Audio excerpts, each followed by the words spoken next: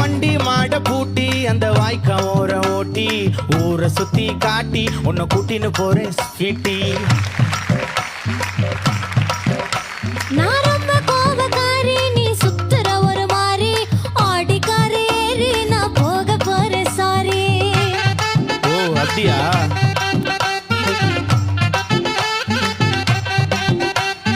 வைக்க மாட்டேன் தாடி, நீ வேணா எனக்கு போடி. இந்த மாமாவை தான் தேடி உன் தங்கச்சி வர ஓடி.